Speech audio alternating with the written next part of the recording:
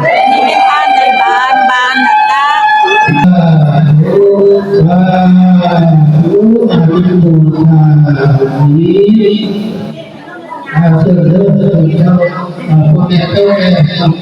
ผู้ก่อนเราเรื่องเจ้าล่า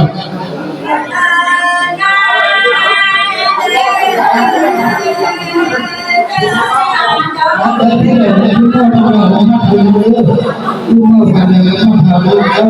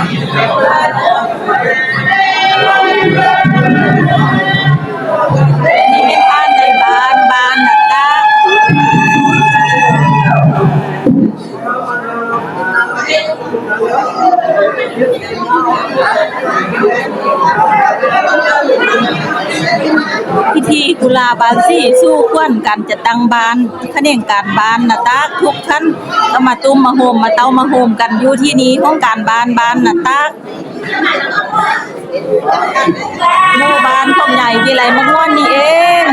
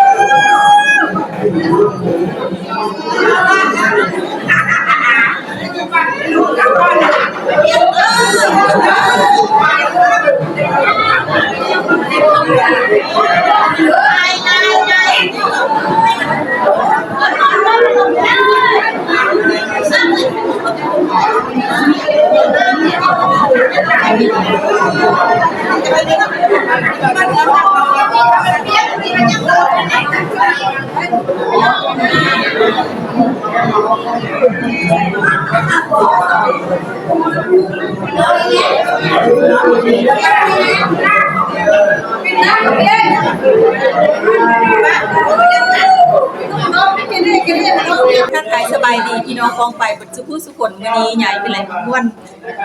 สิโคต่างนะหมู่บ้านนะคะหมู่บ้านของใหญ่เป็นไรม่วนมาเก็บภาพบรรยากาศอันนี้แม่น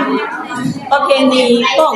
คนลาวสาวคนที่บ้านนะคะบ้านของตัวเองอันนี้เป็นการกุลาบาสีการตั้งเป็นการของบ้านมาเต้าโฮมมาโฮมกันอยู่นี่เพื่อว่ากุลาบาสีตามฮีตามของฮีที่สองของ14ฮีที่ของเจียงปีเมื่อฟ้าเมื่อหรือว่าสงกรานต์ปีเมื่อเราก็จะมาเฮ็ดกุลาบาสีอยู่ห้องการบ้านนี้เอาที่เป็นอย่างไรนั้นติดตามไปเบิ่งไปชมน้ำใหญ่วิไลมะม่วนได้เลย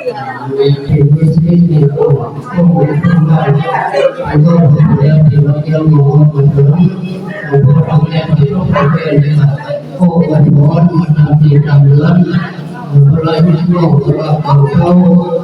การที่ทำเราสู้กับสติเลยที่คนเกี่ยวกับมาให้ไปเจอปฏิบัติธรรมซื้อคำธรรมะโตเป็นคนที่ทำได้นักเรียนวิชาที่นี้เป็น มีทุกคนทุกคนเจริญดูที่มันกินเก่งยากแค่ไหนโอ้โหเราจะหล่อเข้าเนี่ยหัวเราเอาปากจับปากวันนั่นเลยผมก็เลย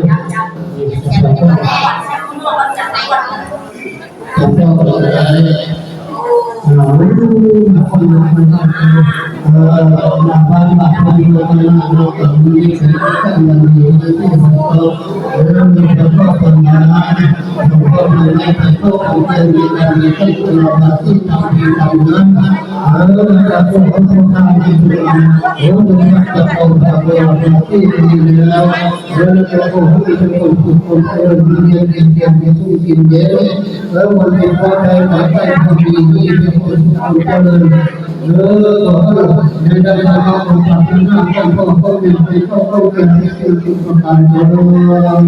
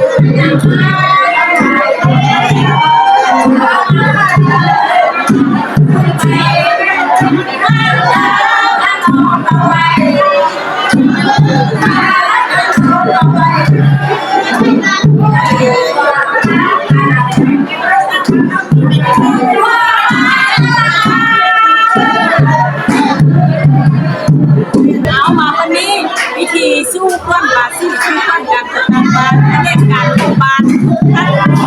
ผู้บ้านใหญ่ที่เลยมาวันที่โจ